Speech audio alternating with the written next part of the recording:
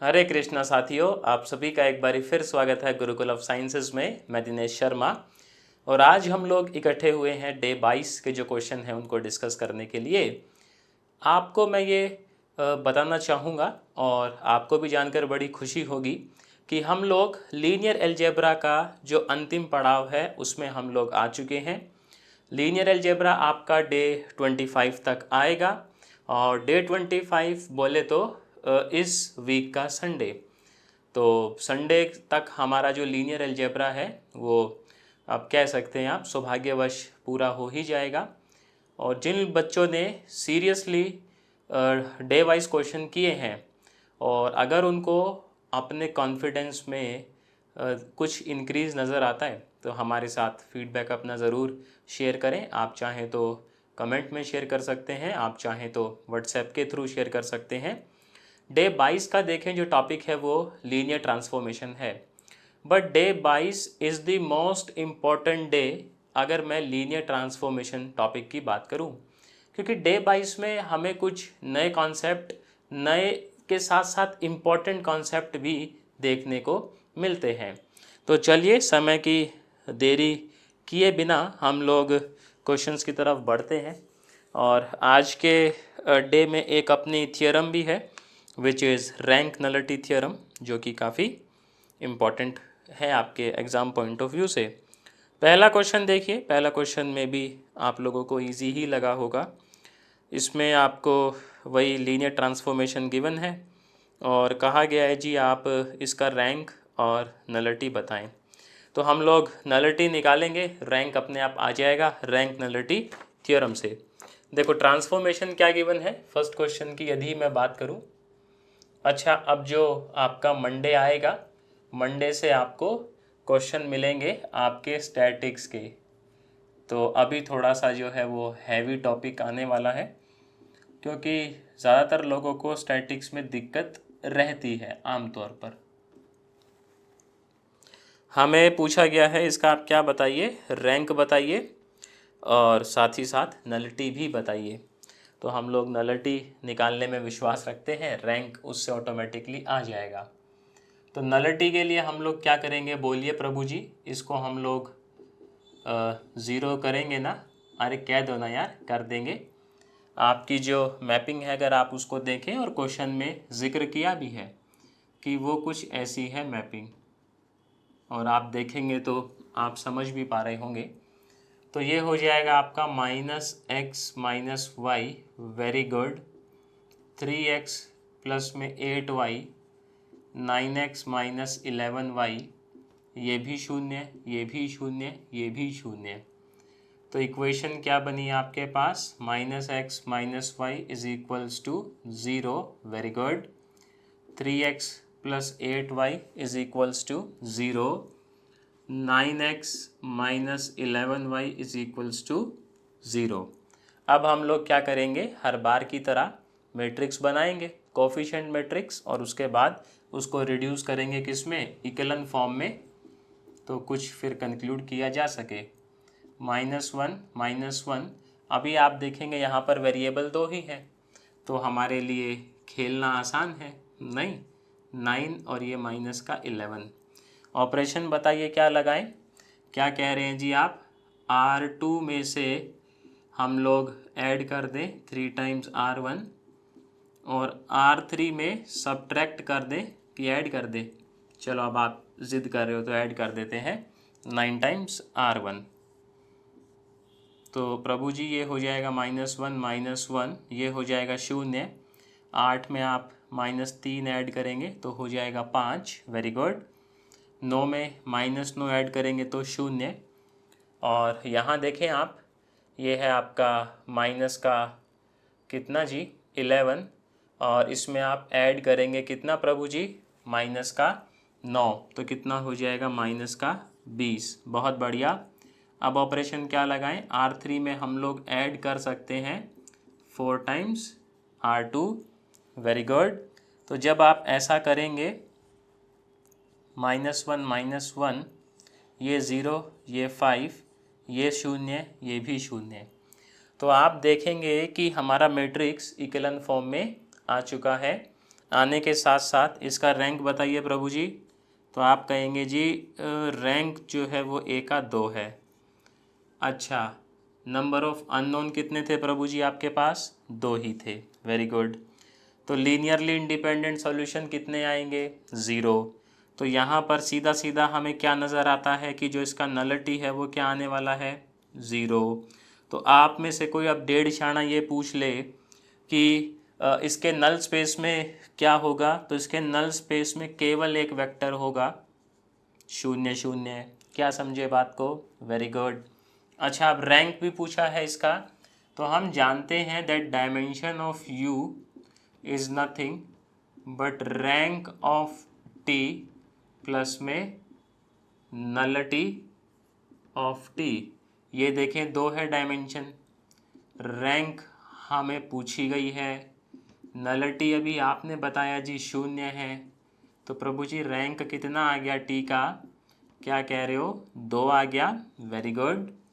तो अब आप कहेंगे जी ये क्वेश्चन तो क्या ही था, आसान ही था, है ना, इसमें इतना क्या ऐसे तीर मारने वाली बात हो गई, ये तो हम खुद ही कर लेते। चलिए बहुत अच्छा है जी। सवाल नंबर 2 देखते हैं फिर। सवाल नंबर 2 में हमें इसी को ही प्रूफ करना है और ये आपका फाइनाइट डायमेंशनल वेक्टर स्पेसेस के लिए होल्ड करता है। तो पूरा प्रूफ तो मैं यहाँ नहीं लिखूँगा, प्रूफ आपको जो टेक्स्ट सॉल्यूशन दिया गया है उसमें गिवन है पूरा, कैसे क्या छापना है। यहाँ केवल हम लोग समझेंगे क्या प्रोसेस है, किस तरीके से हम लोग ये थ्योरम जो है इसको प्रूफ करेंगे। और आप लोग बताइएगा मेरे को, जो यूट्यूब के माध्यम से जुड़े हुए हैं हमसे, क्या आप लोगों को लीनियर अलजेब्रा का जो नो मर्सी हमारा प्रोग्राम चल रहा है इसका एक कंपाइलेशन चाहिए, जिसमें प्रत्येक दिन के सवाल और उनके टेक्स्ट सॉल्यूशन आपको एक ही जगह मिल जाए? क्या कहते हो? तो मुझे कमेंट करके बताइएगा कि क्या आप लोगों को कंपाइलेशन चाहिए एक लीनियर अलजेब्रा नो मर्सी का, क्योंकि इसमें आपकी सारी वैरायटी कवर है। खैर बातें होती रहेंगी। देखो इस थ्योरम को हम लोग कैसे प्रूफ करेंगे या कैसे प्रूफ करते हैं, इम्पॉर्टेंट थ्योरम है काफ़ी ज़्यादा। हम मान लेते हैं कि नलिटी जो है वो के है, नलिटी जो है वो के है, नलिटी के है। तो अब आपके मन में सवाल आएगा, तो फिर हम लोग ऐसा कह सकते हैं कि जो इसका नल स्पेस रहा होगा उसके जो बेसिस रहे होंगे वो कितने रहे होंगे? बोलिए प्रभु जी। के ही रहे होंगे, है ना। तो मैं ऐसा बोल दूं क्या? Basis of null space, basis of null space जो मेरे को देखने को मिलेगा, आप बताइएगा वो कैसा मिलेगा? अल्फ़ा 1 से अल्फ़ा के। ठीक है। पिछले ही कक्षा में यानी कि डे नंबर हमारा ये कौन सा है जी? 22 है ना। डे नंबर 21 में हमने शायद से ये प्रूफ किया होगा कि जो हमारा नल स्पेस होता है वो सब स्पेस होता है यू का। बोलो किए थे क्या? तो मतलब मैं ऐसा बोल सकता हूँ ना कि अगर मैं इनको एक्सटेंड करूँ तो मेरे पास बेसिस आ जाएगा यू का। सोचिए, थ्योरम पढ़े थे हम लोग कि आपके पास अगर सब स्पेस का बेसिस है, और इवन स्टार्टिंग में हमने क्वेश्चन भी किए थे कि आप इसके बेसिस को एक्सटेंड करिए ताकि ये R4 का बेसिस बन जाए, अगर मैं एग्जैक्ट बताऊं तो आपको। तो हम लोग क्या करेंगे, इसको एक्सटेंड करेंगे ताकि हम लोग बेसिस बना सके किसका? बोलिए U का। तो ऐसा मान लेते हैं कि जो U है उसका डायमेंशन n है, ऐसा अज्यूम कर लेते हैं। तो उन महाराज के जो बेसिस हैं, बेसिस ऑफ U, ये हो जाएगा आपका प्रभु जी अल्फ़ा 1 से अल्फ़ा के, है ना। फिर अल्फ़ा के प्लस 1 से अल्फ़ा n, इस तरीके का हो जाएगा। ठीक है। अब आपने देखो प्रूफ क्या करवाना है बेसिकली, कि जो हमारा रेंज है उसका रैंक बेसिकली क्या आना चाहिए? कायदे से n माइनस के। मतलब हमें इसमें शो क्या करना है कि जो रैंक है अपना, क्या शो करना है प्रभु जी? कि जो रैंक है वो n माइनस के आता है। और यदि हम लोग ये शो कर पाएँ तो बस थ्योरम हो गया है, काम आसान है। आप देखिए हम लोग इसमें क्या क्लेम करते हैं कि ये जो सेट है अपना टी अल्फ़ा के प्लस 1 से लेकर टी अल्फ़ा एन, पहले मुझे ये बताइए जो हमारा रेंज बनेगा उसमें मेंबर इसी शक्ल के दिखेंगे ना, T alpha 1, T alpha 2, T alpha 3। भाई अल्फ़ा का इमेज ही तो रेंज में जाता है, ऐसा ही तो है। तो मैं अभी ये क्लेम करूँगा कि ये मेरा बेसिस है रेंज का। क्या क्लेम करेंगे कि ये बेसिस है किसका, बेसिस ऑफ रेंज। हम ऐसा क्लेम कर रहे हैं। तो क्लेम करने से क्या ही होता है, आपको यदि इसको बेसिस शो ही करना है तो दो चीज़ें दिखानी पड़ेंगी। अब कौन कौन सी दो चीज़ें? पहली कि आप ये दिखाइए कि ये जो सेट है ये लीनियरली इंडिपेंडेंट है, पहली चीज़ तो ये। दूसरी चीज़ क्या दिखानी पड़ती है कि आप इससे कोई भी आर्बिटररी मेंबर किसका जनरेट करवा पा रहे हैं जी प्रभु जी, रेंज का। तभी तो अब कोई आर्बिटररी जनरेट हो गया है तो इसका मतलब सारे ही जनरेट हो जाएंगे, तो वो भी दिखाना पड़ेगा, जिसको हम लोग क्या बोलते हैं अपनी भाषा में, स्पैनिंग प्रॉपर्टी, है ना। तो ये दो चीज़ें दिखाएंगे, कैसे दिखानी है वो यहाँ डिस्कस करते हैं। बाकी थ्योरी क्या लिखनी है क्या नहीं लिखनी है टेक्स्ट सॉल्यूशन में अच्छे खासे तरीके से लिखा ही हुआ है। तो मैं ये डिस्कस करूँ इससे पहले थोड़ा सा जल ग्रहण कर लेना उचित रहेगा। गर्मी बहुत है, एक तो ह्यूमिडिटी ज़्यादा है, गर्मी भी क्या है।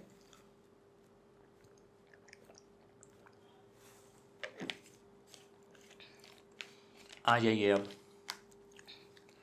तो देखिए प्रभु जी, सबसे पहले हम लोग स्पैनिंग की बात कर लें कि किस तरीके से आप ये दिखाएंगे कि आपका कोई भी मेंबर जो है रेंज का वो इन सब से स्पैन हो जा रहा है।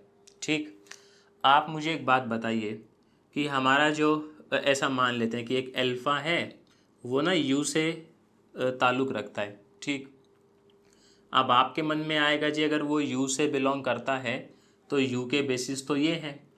तो मैं आपसे ये पूछता हूँ, क्या मैं अल्फ़ा को इन सब के लीनियर कॉम्बिनेशन की शक्ल में लिख सकता हूँ? सोचो, लिख सकते हैं ना। क्या बात बोली मैंने? क्या मैं इस अल्फ़े को इन सारे अल्फ़ाज के लीनियर कॉम्बिनेशन की शक्ल में लिख सकता हूँ? तो आपके अंदर से आवाज़ आएगी बात तो सही है, क्योंकि ये यू का बेसिस तो यही है, तो लिख सकते हैं। तो हम लोग अल्फ़ा को ऐसा लिख सकते हैं ना, A1 अल्फ़ा 1, A2 अल्फ़ा 2। यहाँ पर ये जो आपके ए आ रहे हैं ये कहाँ से आ रहे होंगे प्रभु जी? फील्ड से। भाई डेफिनेशन यही कहता है। तो ये इस तरीके से आ रहा होगा। वेरी गुड, ठीक है। पड़ोस में लिख देंगे कि जो हमारा ए आई है वो फील्ड से आता है। ठीक है जी। दोनों साइड हम लोग ट्रांसफॉर्मेशन लेते हैं, ये हो जाएगा टी अल्फ़ा और ये इसके ब्रैकेट में ये रामायण हो जाएगी। क्या बोलो ना? अरे हो जाएगी ना, इतना काहे सोचते हो भैया। चलिए बहुत बढ़िया। अब लीनियर ट्रांसफॉर्मेशन का हम लोगों ने प्रॉपर्टी क्या पढ़ा है बोलो? क्या हमने ये प्रॉपर्टी नहीं पढ़ा है कि ए अल्फ़ा प्लस बी बीटा होता है तो वो ए टी अल्फ़ा खुलता है, बी टी बीटा खुलता है? ये तो पढ़ा ही है हमने, यहाँ भी खोल देंगे देखो। तो ये हो जाएगा टी अल्फ़ा A1, बोलो ना, टी अल्फ़ा 1, वेरी गुड, ए के टी अल्फ़ा के, ए के प्लस 1 टी अल्फ़ा के प्लस 1 से लेकर प्रभु जी AN टी अल्फ़ा N। अब देखिए आपके मन में एक सवाल आएगा कि हमारा जो नल स्पेस है उसके ना ये बेसिस हैं। अगर ये नल स्पेस के बेसिस हैं, नल स्पेस का मतलब क्या रहता है कि ये वो अल्फ़ा हैं जिन पे अगर मैं ट्रांसफॉर्मेशन लगाऊं तो मुझे आंसर 0 मिलता है। मतलब समझना, मैं आपसे पूछ लूं टी ऑफ अल्फ़ा 1 कितना होना चाहिए प्रभु जी? 0 से लेकर टी ऑफ अल्फ़ा के भी क्या होना चाहिए? 0। क्यों? क्योंकि ये तो नल स्पेस के बेसिस हैं और नल स्पेस का बेसिस जो है वो सबसेट होगा नल स्पेस का ही। तो बेसिकली ये सदस्य नल स्पेस में मेरे को मिलेंगे और मिलेंगे तो इन पे जो ट्रांसफॉर्मेशन जब लगाएंगे तो आंसर 0 आना चाहिए। ओहो, ज़ीरो नहीं आएगा तो आप ऐसे सोचो ये नल स्पेस में आए ही क्यों होंगे। भाई नल स्पेस में इनका होना इस बात को इंश्योर कर रहा है ना कि इनका जो इमेज है इस ट्रांसफॉर्मेशन के अंडर वो ज़ीरो है। तो अब यहाँ देखिए ये क्या हो जाएगा प्रभु जी, शून्य से लेके यहाँ तक क्या हो जाएगा, सारा ही शून्य हो जाएगा ना, बोलो। चलिए बहुत बढ़िया हो जाएगा। तो यहाँ देखें क्या बचेगा, ए के प्लस वन टी अल्फ़ा के प्लस वन से लेकर ए एन।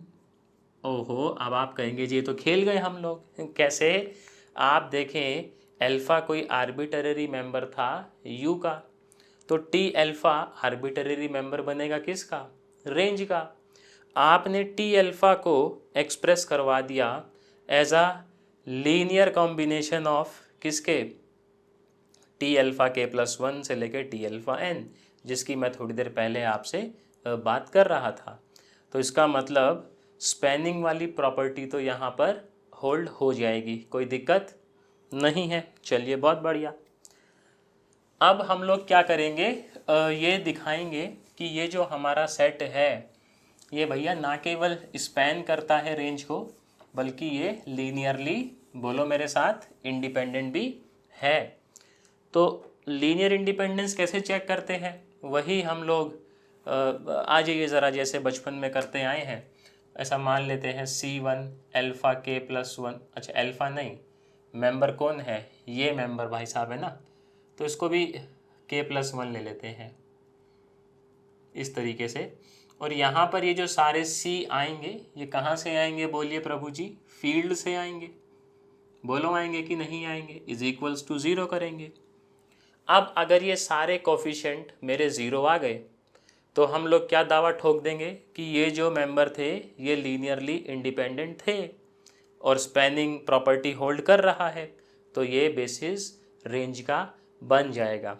ठीक, और अगर ये सारे C ज़ीरो नहीं आए तो हम क्या कहेंगे कि जी दाल में कुछ काला है, यहाँ कोई ना कोई ऐसा बहरूपिया बैठा है जिसको आप बाकियों के लीनियर कॉम्बिनेशन की शक्ल में लिख सकते हैं। यही तो बात। तो चलिए देखते हैं। आप देखें प्रभु जी, फिर से मैं लीनियर ट्रांसफॉर्मेशन की प्रॉपर्टी यूज़ कर लूँ, इसको हम लोगों ने बैकवर्ड यूज़ करी है, तो ये इस तरीके से हो जाएगा। बोलो हो जाएगा ना, हाँ वेरी गुड। अब देखो आप यहाँ से इंटरप्रेट क्या करेंगे, समझना मेरी बात को। इस मेंबर की इमेज ज़ीरो आ रही है, क्या बात बोली मैंने, इस मेंबर की इमेज ज़ीरो आ रही है। इसका मतलब क्या हम ये कह दें कि ये मेंबर मेरा और कहीं नहीं बल्कि नल स्पेस से रिश्ता रखता है। सोचो नल स्पेस में कौन जाता है जिसका इमेज ज़ीरो आए, इसका इमेज क्या आ रहा है प्रभु जी, ज़ीरो, तो ये ज़रूर कहाँ मिलेगा आपको, नल स्पेस में। तो ये जो मेंबर है C के प्लस वन अल्फ़ा के प्लस वन से लेकर CN अल्फ़ा N, ये हमें मिलेगा नल स्पेस में। अच्छा अब आप ये देखिए प्रभु जी, नल स्पेस के जो बेसिस हैं वो ये हैं, तो क्या मैं इस प्राणी को इन बेसिस के लीनियर कॉम्बिनेशन की शक्ल में लिख सकता हूँ। दोबारा सुनिएगा मेरी बात।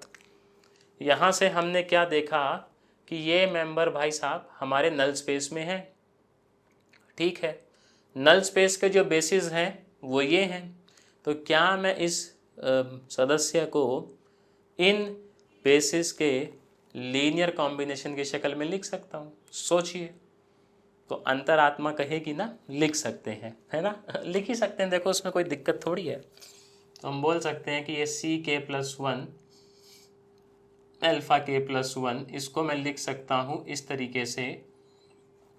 अभी मैं B यूज़ कर लेता हूँ, A हम यूज़ कर चुके हैं, C यूज़ कर चुके हैं, तो B भैया को ही काहे छोड़े, अल्फ़ा टू से लेकर B के अल्फ़ा के, इसमें कोई समस्या नहीं है। उठा के इस रामायण को इधर ले आओ या इन भाई साहब को उधर ले जाओ, जैसा आपको ठीक लगे। तो ये हो जाएगा C के प्लस वन अल्फ़ा के प्लस वन से लेकर CN अल्फ़ा N माइनस, इस पूरी रामायण को इधर ले आते हैं ना। ये काम करो ना, इसको उधर ले जाओ, थोड़ा दिखने में बढ़िया लगेगा, मतलब आप बहुत झट से पहचान जाएंगे चीज़ को मैं क्या कहना चाह रहा हूँ। B1 अल्फ़ा 1 से लेकर B के अल्फ़ा के माइनस C के प्लस 1 अल्फ़ा के प्लस 1 से लेकर माइनस CN अल्फ़ा n। अब थोड़ा सा आप अपने ज्ञान रूपी चक्षु जो है उनको खोलिए और आप देखिए प्रभु जी जो U के बेसिस थे वो क्या थे, अल्फ़ा 1 से अल्फ़ा n, अल्फ़ा 1 से लेकर अल्फ़ा n, ये बेसिस हैं किसके, U के। तो बाय डिफ़ॉल्ट इन सारे कोफिशिएंट्स को क्या होना पड़ेगा, कह दो ना, ज़ीरो होना पड़ेगा। Very good. तो यहाँ पर हम लोग क्या बोलेंगे कि ये सारे जो आपको दिख रहे हैं प्राणी, ये बेसिस है किसका, U का। और क्योंकि ये U का बेसिस है तो हमारा B1 से लेकर B के से लेकर C के प्लस 1 से लेकर CN सभी जो आपके मेंबर्स हैं उनको ज़ीरो होना पड़ेगा। और ये ज़ीरो है तो इसका मतलब ये जो सेट आप कह रहे थे ये क्या लीनियरली डिपेंडेंट है, आप कहेंगे जी नहीं, ये कैसा आया, लीनियरली इंडिपेंडेंट। तो क्योंकि ये लीनियरली इंडिपेंडेंट है और हम लोग इससे पूरा रेंज स्पैन कर पा रहे हैं तो हम लोग क्या मतलब कंक्लूड करेंगे कि ये वाकई में बेसिस है किसका, रेंज का। अब रेंज का बेसिस है तो सर इसमें देख लो ना मेंबर कितने हैं, वही आपकी रैंक है, n माइनस के मेंबर हैं क्या इसमें, और यही हमें प्रूफ भी करना था। क्यों, अगर मैं रैंक और नलिटी को जोड़ूं तो मेरा n आना चाहिए, नलिटी मेरी k थी तो देखो n आ जा रहा है which is basically dimension of u, जो कि थ्योरम कहता ही है। बोलो समझ में आया कि नहीं आया, है ना मज़ेदार। और इसका जो थियोरेटिकल पोर्शन है, कैसे क्या आपको चीज़ों को एक्सप्रेस करना है, किस तरीके से लिखना है, एग्ज़ाम में छापना है, वो सब टेक्स्ट सॉल्यूशन में लिखा हुआ है। यहाँ केवल मैंने मुद्दे की बात करी है कि इसका जो क्रक्स है थ्योरम का वो क्या है, या किस तरीके से इस थ्योरम का प्रूफ जो है वो चलता है। चलिए बहुत बढ़िया, इसको छाप लीजिएगा, नहीं छापे हैं तो, और छाप ही लिए हैं तो फिर क्या ही बात है, थोड़ा जल ग्रहण कर लेते हैं, फिर सवाल नंबर 3 की तरफ चलेंगे।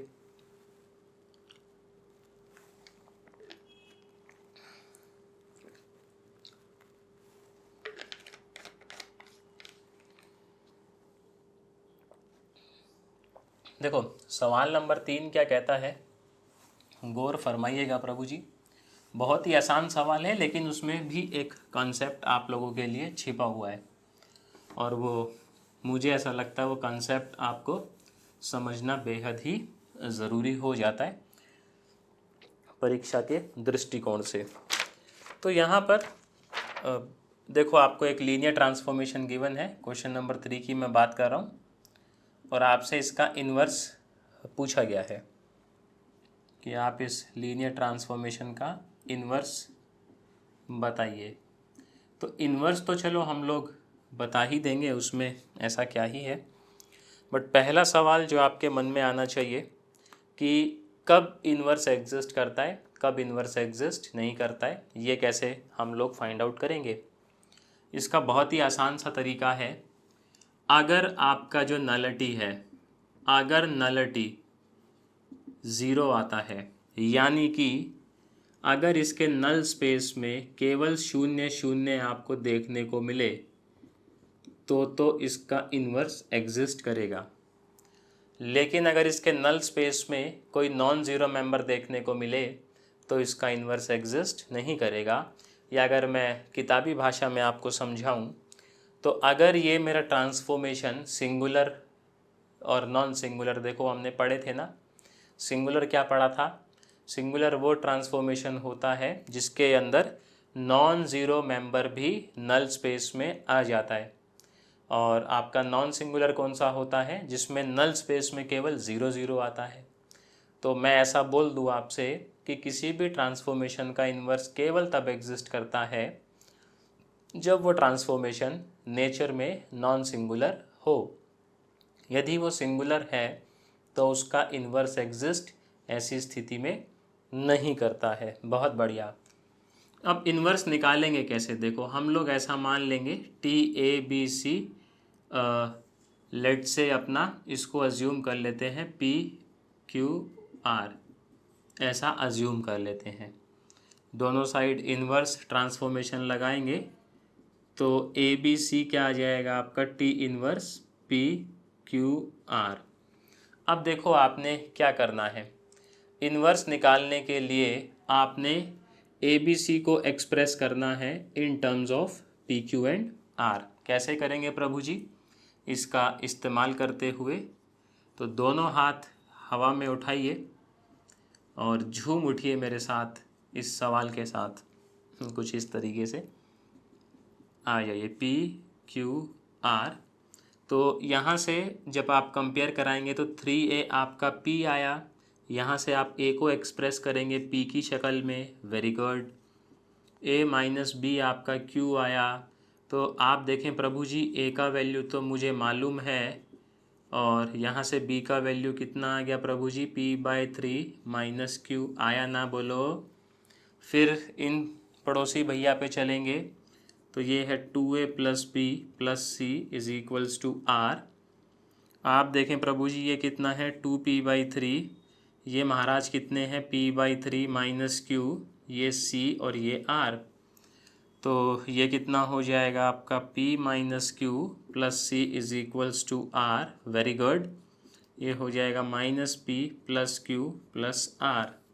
इनको उठा के यहाँ चिपका दीजिए, बस आंसर आ गया है। कुछ मुश्किल था क्या, नहीं ना। तो हम कहेंगे कि जो हमारा T इन्वर्स है PQR, एक ही जगह पर आप वैल्यू पुट करेंगे, B को रिप्लेस कर देंगे और C महाराज को भी रिप्लेस कर देंगे, तो ये आपकी आ गई इन्वर्स ट्रांसफॉर्मेशन। बोलिए जी समझ में आया कि नहीं आया। अब इसमें जो सवाल नंबर 4 और 5 है ना, यही बड़े जानलेवा टाइप के सवाल हैं दोनों। आपने जब इनका टेक्स्ट सॉल्यूशन देखा होगा तब ही आप समझ गए होंगे कि ये भाई साहब बड़े खतरनाक किस्म के सवाल हैं। कॉन्सेप्ट में समझाऊंगा, देखो कैलकुलेशन मैंने ऑलरेडी की हुई है टेक्स्ट सॉल्यूशन के अंदर, तो मैं वहाँ से देख के जो भी कैलकुलेशन है वो सीधा लिखूंगा, राइट। चौथे में आपसे क्या कहा जाता है कि आपके पास एक ट्रांसफॉर्मेशन है, इवन पांचवें में भी सेम ही ट्रांसफॉर्मेशन है, बस वेरिएबल्स का फ़र्क है। आपसे बोला गया है what is the matrix T, transformation का मैट्रिक्स आपसे पूछा है ऑर्डर्ड बेसिस के रिस्पेक्ट में। कुछ बेसिस आपको गिवन है और उनके रिस्पेक्ट में आपको ट्रांसफॉर्मेशन का मैट्रिक्स पूछा गया है। तो इसको कैसे करते हैं, क्वेश्चन नंबर 4 आपको ट्रांसफॉर्मेशन गिवन है x1 x2 x3, very good. ये गिवन है 3x1 plus x3 minus 2x1 plus x2 and minus x1 plus 2x2 plus 4x3। और आपको इसका जो मैट्रिक्स लिखना है वो किन बेसिस में लिखना है, 1 0 1, और ये आपका -1 2 1, और फिर ये है आपका 2 1 1। इनकी शक्ल में हमें मैट्रिक्स लिखना है। तो ये कैसे करते हैं क्वेश्चन बताइए मेरे को। आप प्रभु जी सबसे पहले क्या करेंगे, इस ट्रांसफॉर्मेशन पे इनका इमेज निकालिए। तो मेरे पास है ना डेटा, देखो कंप्यूटेड है इसका, तो मैं अपनी बुद्धि का इस्तेमाल ज़्यादा नहीं करूँगा क्योंकि कैलकुलेशन इसमें ज़्यादा है। जहाँ मुझे कुछ समझानी होंगी चीज़ें तो वहाँ मैं ज़रूर आपसे रुक कर 2 मिनट चर्चा करूँगा। तो आप देखें, सबसे पहले आप इमेज निकालेंगे और मेरे को बताइएगा जो मैंने आपसे पूछा है कि क्या आपको टेक्स्ट सॉल्यूशन समेत लीनियर अलजेब्रा का जो नो मर्सी है उसका कंपाइलेशन चाहिए।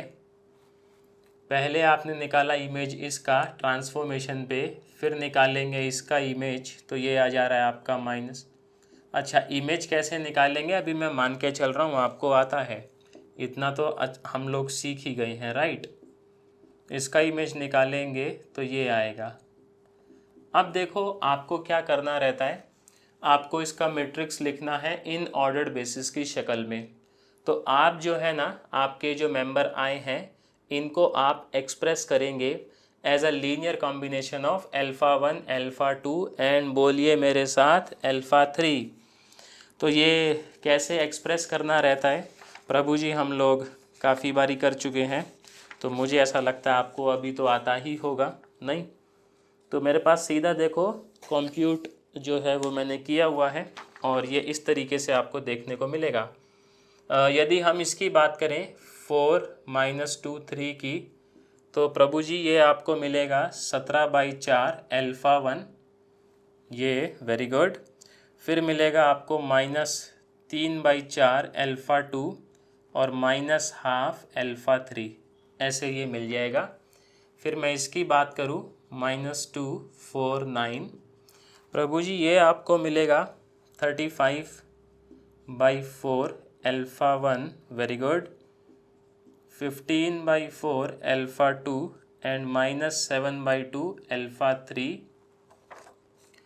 फिर हमारे जो तीसरे उस्ताद हैं ये 7 - 3 और 4, इनको जब हम लोग करेंगे एक्सप्रेस तो यह आ जाएगा 22/4 अल्फ़ा 1 -6/4 अल्फ़ा 2 प्लस में 0 अल्फ़ा 3। तो आप देखिएगा अब आपका जो मैट्रिक्स है वो किस तरीके से आता है। जब आप मैट्रिक्स लिखेंगे तो इसको ना लेट से हम लोग एस सेट में डाल देते हैं ऐसा, तो यहाँ लिख देते हैं नीचे एस। पहली आपके जो ये कोफिशिएंट हैं ये फर्स्ट कॉलम बनेगा आपका, तो बनेगा ये 17/4, वेरी गुड, -3/4 -1/2।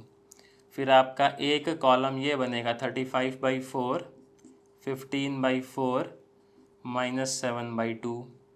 फिर एक बनेगा प्रभु जी आपका 22/4 -6/4 एंड 0। तो ये आ गई आपकी मैट्रिक्स और हम बन गए हीरो। बोलो समझ में आया क्या, कैसे करना है। सबसे पहले आप क्या करेंगे, इन का जो है वो इमेज निकालेंगे। इमेज को आप एक्सप्रेस करेंगे as a linear combination of alpha 1 alpha 2 and alpha 3। फिर आपके जो ये कोफिशिएंट दिख रहे हैं यही आपके जो है मैट्रिक्स के कॉलम फॉर्म करते हैं। क्वेश्चन नंबर 5 देखें क्या, चलिए। क्वेश्चन नंबर 5 जो है वो काफ़ी ज़्यादा ही इम्पोर्टेंट है, क्योंकि उस टाइप का क्वेश्चन एग्ज़ाम में बहुत फेमस है और मे बी लास्ट ईयर वहाँ से क्वेश्चन आया भी था आपका यूपीएससी एग्ज़ामिनेशन में। तो आइए एक बारी देख लेते हैं क्या कहता है, और उसको मैं 2 तरीके आपको सिखाऊंगा उसको करने के। अब 2 क्यों है तो वो आप थोड़ी देर में समझ जाएंगे किसका एप्लीकेशन कहाँ है।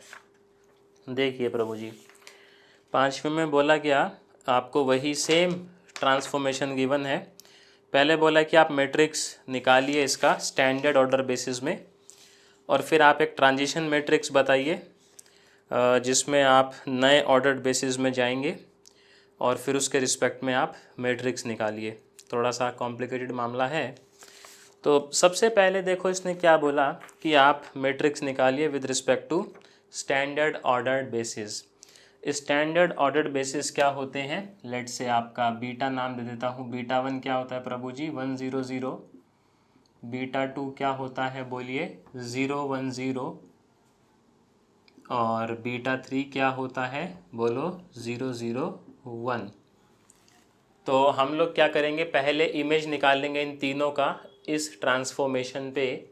फिर जो इमेज आएंगी उनको हम कोशिश करेंगे एक्सप्रेस करने का as a linear combination of beta 1 beta 2 and beta 3। तो देखो मैंने कंप्यूटेशन पहले ही की हुई है आपके सुलभ संज्ञान के लिए, तो मैं सीधा लिखता हूँ। सबसे पहले हम लोग इनका इमेज निकालेंगे T100, आपका ट्रांसफॉर्मेशन यही है सेम। तो ये है आ रहा है आपका 3 - 2 - 1। फिर आप निकालेंगे इसका इमेज 010 का, तो प्रभु जी ये आ रहा है 012। और फिर इमेज निकालेंगे आप 001 का, तो ये आ रहा है 104। ठीक, अब आपको क्या करना है, इसको एक्सप्रेस करना है इसके लीनियर कॉम्बिनेशन की शक्ल में। तो बहुत आसान होता है स्टैंडर्ड बेसिस में क्वेश्चन। आप देखो इसको मैं ऐसे लिख सकता हूँ ना, मुझे बताना। देखो 3β1 - 2β2 - β3, इसको मैं कैसे लिख सकता हूँ प्रभु जी? 0β1 वेरी गुड, β2 प्लस में 2β3, इसको कैसे लिख सकते हैं? 1β1 वेरी गुड, 0β2 प्लस में 4β3। तो आप ये देखें जो इसका मैट्रिक्स है वो कैसे आ जाएगा प्रभु जी? ये बन जाएगा पहला कॉलम 3 - 2 - 1 0 1 2 1 0 4। बोलो समझ में आया क्या? अब ट्रांजिशन मैट्रिक्स हमें निकालना है। ट्रांजिशन मैट्रिक्स किसका निकालना है? आपको ना नए बेसिस दिए गए हैं B', और उसमें जो मेंबर हैं वो α1 α2 और α3 है। α1 देखें आपको दिया है 101, बेसिकली यही वाले गिवन है आपको। α2 गिवन है आपको -121, और α3 जो है वो गिवन है कितना? 211। ट्रांजिशन मैट्रिक्स कैसे निकालते हैं? ध्यान से सुनिएगा कॉन्सेप्ट को। ट्रांजिशन मैट्रिक्स आपको निकालना है, आप बी से मतलब स्टैंडर्ड बेसिस से आप नए बेसिस में जा रहे हैं। आप नए बेसिस में रहे हैं तो आपको नए बेसिस को एक्सप्रेस करना रहेगा as a linear combination of old basis. तो 101 को मैं कैसे लिख सकता हूँ पुराने बेसिस की शक्ल में? बताइए ना। 1β1 वेरी गुड, 0β2 प्लस में 1β3 है ना। फिर आप बताएं प्रभु जी, -1 2 1 को हम लोग कैसे लिख सकते हैं पुराने बीटास की शक्ल में? -β1 2β2 प्लस में β3 वेरी गुड। फिर उन तीसरे महाराज को हम लोग कैसे लिखेंगे? तीसरा 101 है ना आपने, 211 है जी। 211 को कैसे लिखा जाएगा? 2β1 β2 प्लस में β3।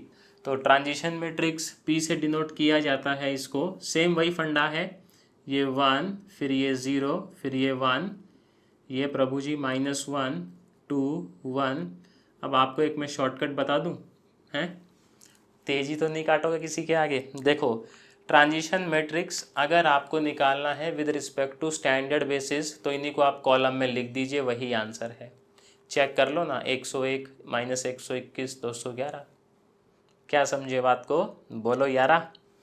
कि अगर आपको ट्रांजिशन मैट्रिक्स निकालना है और वो निकालना है with respect to standard basis, then what you can do, you can just write these alphas as a column vector और आप गुड टू गो हैं। ठीक, अब इसने क्या बोला कि आप जो है ये जो नए आपके बेसिस आए हैं ना, ये α1 α2 α3, इनके रिस्पेक्ट में आप ट्रांजिशन मैट्रिक्स निकालिए, जो कि हम ऑलरेडी निकाल चुके हैं।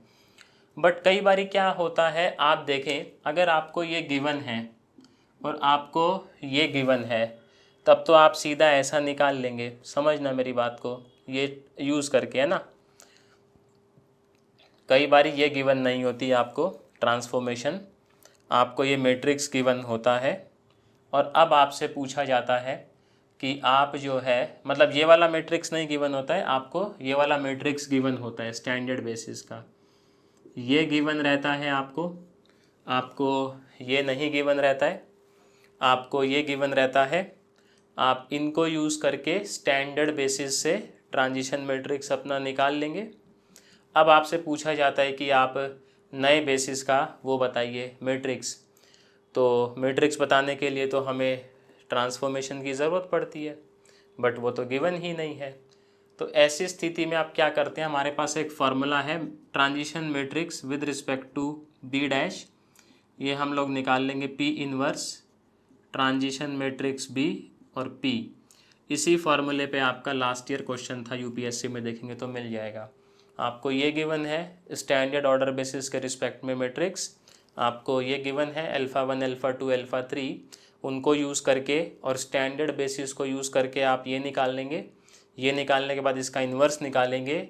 ये मैट्रिक्स आपको गिवन था, तो जब आप पुट करेंगे तो आपको मतलब आपका जो ट्रांसफॉर्मेशन मैट्रिक्स है with respect to B dash वो मिल जाएगा। और सौभाग्य से आप टेक्स्ट सॉल्यूशन देखेंगे तो दोनों से आंसर सेम ही आता है। अब मैं जस्ट इसकी वैल्यूज़ लिख देता हूँ। कॉन्सेप्ट में कोई समस्या है तो आप मेरे से पूछ लीजिएगा। ठीक, देखो जो आपका P इनवर्स है वो ये आ रहा है, मैंने पूरा यहाँ कैलकुलेट किया हुआ है स्टेप बाय स्टेप। तो आप कहेंगे तो मैं टेक्स्ट सॉल्यूशन भी डाल दूंगा टेलीग्राम पर। 1 1 minus 2, 3 minus 1 minus 2, minus 5 minus 1 2, है ना। और बस इसमें पुट करना है P इनवर्स ये रहा, P ये रहा, TB वो रहा आपका। जब आप सॉल्व करेंगे तो आपको यही मैट्रिक्स फिर से मिलेगा। मतलब आपको अगर वहम है तो आप टेक्स्ट सॉल्यूशन में देख लीजिएगा। थोड़ा दिखाता हूँ मैं, पूरा यहाँ पर मैंने ये सॉल्व करके दिखाया हुआ है किस तरीके से इन्वर्स और लास्ट में क्या वैल्यू मुझे मिल रही है। ठीक, तो ये वाला कॉन्सेप्ट काफ़ी इम्पॉर्टेंट है कि अगर आपको केवल वो मैट्रिक्स दे दी जाए स्टैंडर्ड बेसिस के रिस्पेक्ट में मतलब आपका जो ट्रांसफॉर्मेशन है उसका मैट्रिक्स, आपको ये नए बेसिस दे दिए जाएं, तो आप नए बेसिस के रिस्पेक्ट में मैट्रिक्स जो आपका ट्रांसफॉर्मेशन का है वो कैसे निकालेंगे। उसके लिए आपको क्या करना है, नए बेसिस को पुराने बेसिस की शक्ल में एक्सप्रेस करना है, ट्रांजिशन मैट्रिक्स बनानी है, उसका इन्वर्स निकालना है, ये फॉर्मूला यूज़ करना है और आपका आंसर आ जाएगा। PYQ देखेंगे तो क्वेश्चन मिलेगा। अब मुझे उम्मीद है आप करेंगे तो आपसे बहुत इजीली हो जाएगा। तो चलिए, ये था आपका डे 22 और 22 के सवाल काफ़ी ज़्यादा इम्पॉर्टेंट थे ये लीनियर ट्रांसफॉर्मेशन की अगर बात करी जाए तो। ठीक है, शुक्रिया आज के लिए, आप लोगों ने टाइम दिया। मैं आपसे मिलूँगा कल सेम टाइम सेम जगह डे 23 के क्वेश्चंस के साथ। टिल देन, हरे कृष्णा साथियों।